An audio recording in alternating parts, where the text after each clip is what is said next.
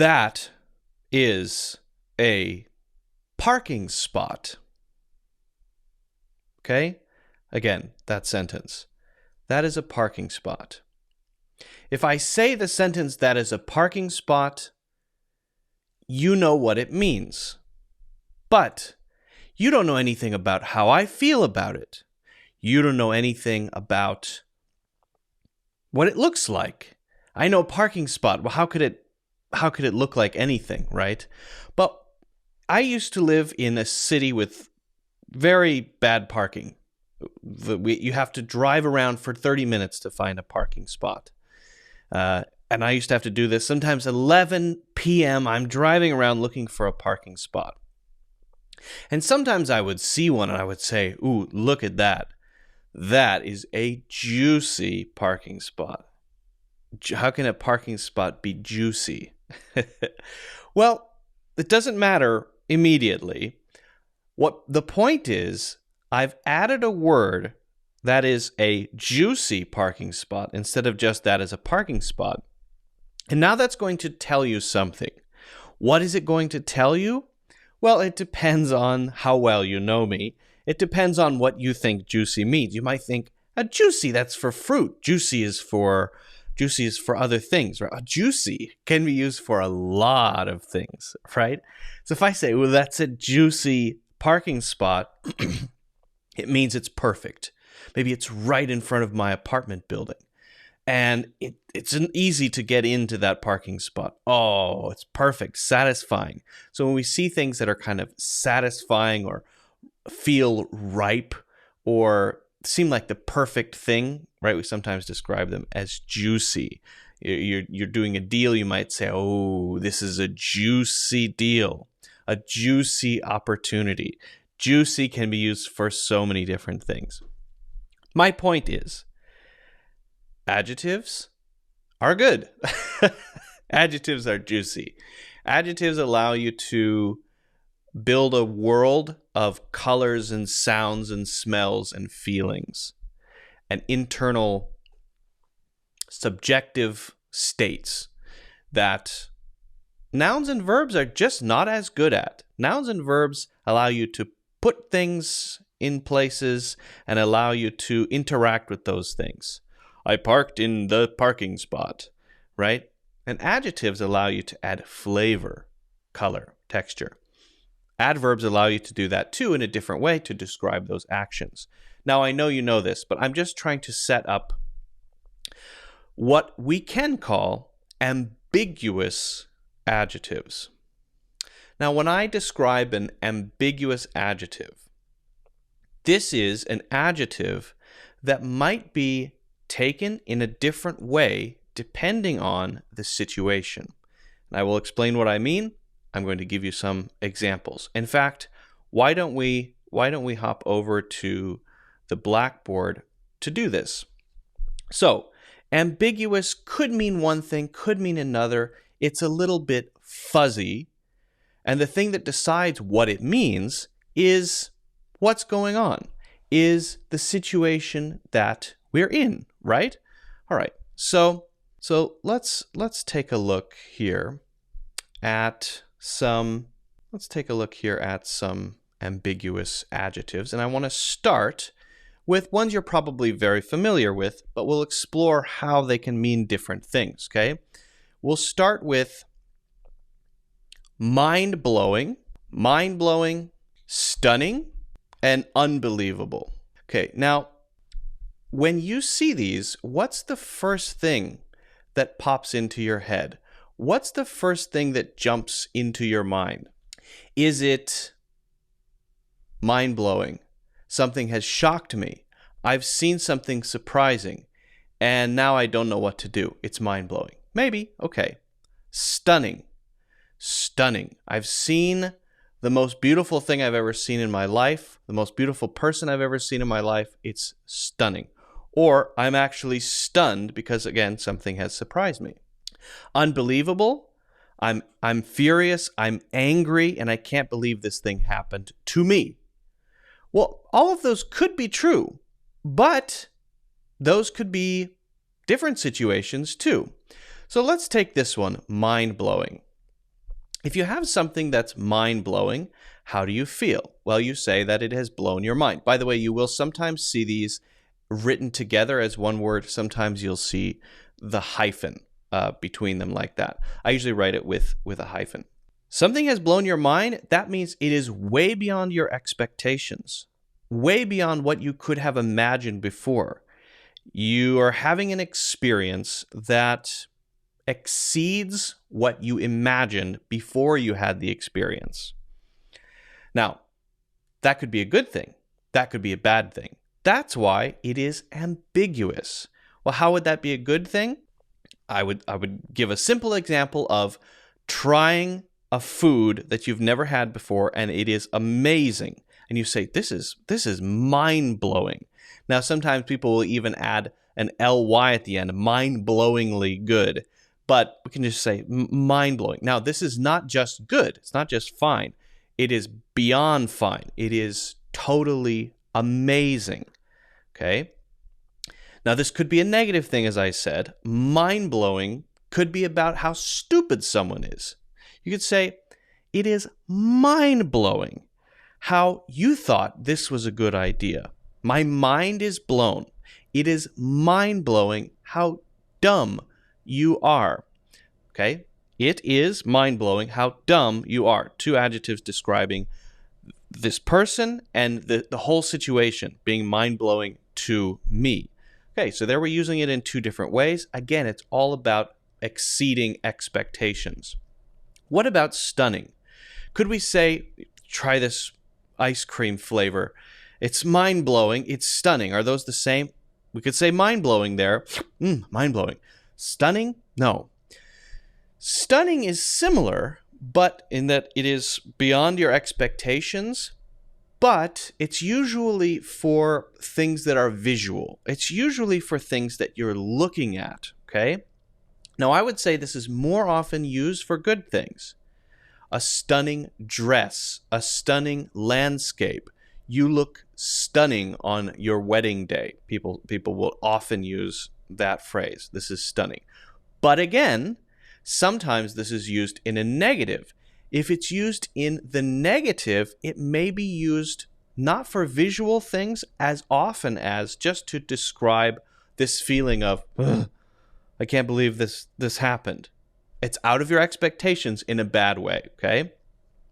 We could say the level of corruption in the government is stunning. I was stunned when I found out. It is stunning. It is stunning how little you know about this whole situation. Stunning. Okay, so if it's a negative, I would say more often to describe a situation. And if it's a positive, more often to describe something visual. I wouldn't typically picture someone saying, this is a stunning song, or this ice cream is stunning. Doesn't work so well. Unbelievable is again just this way to exclaim, wah, ooh, like that. That's the feeling that we can get from unbelievable. Often, unbelievable is just by itself, not even in a sentence. You can put it in a sentence. You could say, this ice cream is unbelievable, right? The level of corruption in the government is unbelievable. You can say those things. So you can replace either one. Your dress is unbelievable. You look unbelievable in that dress, right? Okay. So for either of these, you can use unbelievable, but often unbelievable is by itself as a reaction to something, right?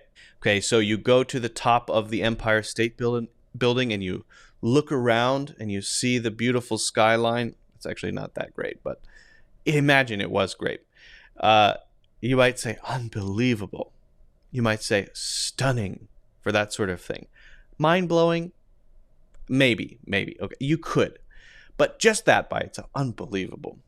But you also might shake your head, right? As a reaction when something negative happens. You're working with someone. They were supposed to do something by today, and they just didn't do it. And you can't believe you've been talking about it all week, and they just didn't do the thing that they said they were going to do. And you feel very frustrated, and you hate this person right now. So you shake your head and you say, unbelievable. I'm laughing, but I'm trying to do a serious face. Unbelievable. Right? I'm still laughing, but that's the idea, okay?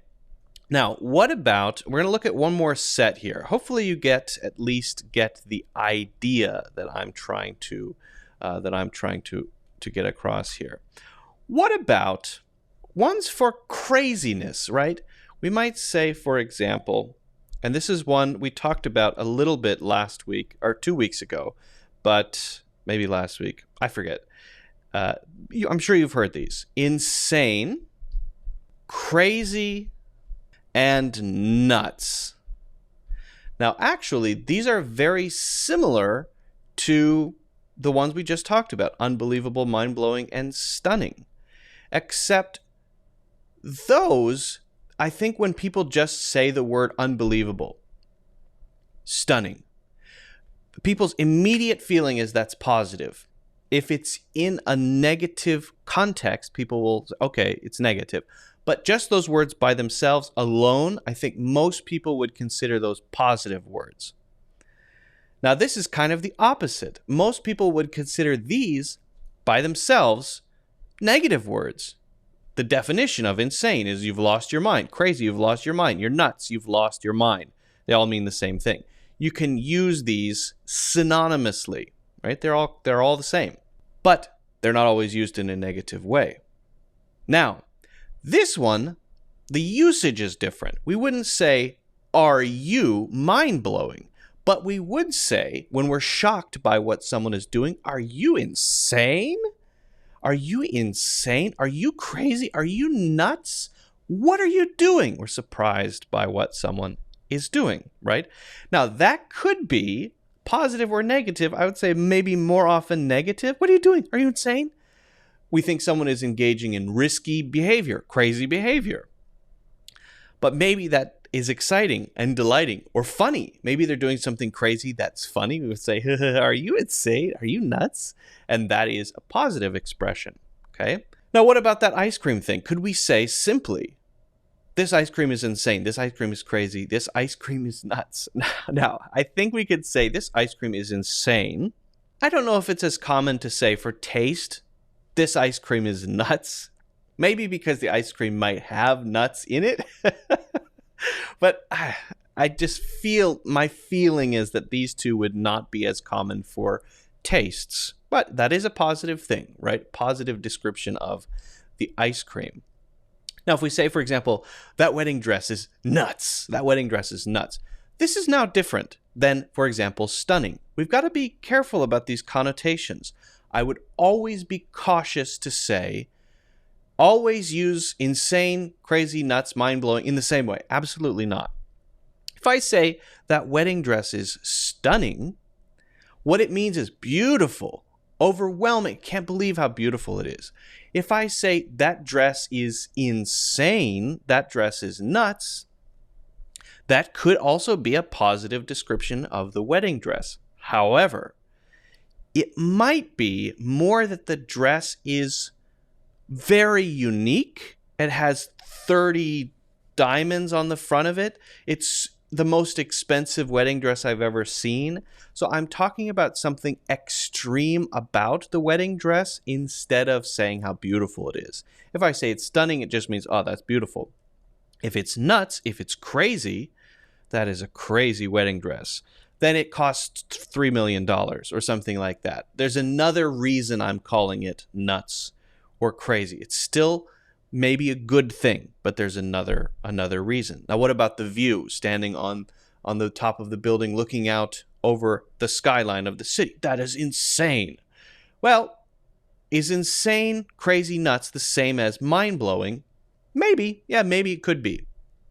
But maybe if I say, this is stunning, that's more like beautiful. This is mind-blowing. It's overwhelming. It's more than I can handle, maybe, almost. It's that feeling. This is insane. Could be, this building is so tall, I can't believe buildings are this tall, right?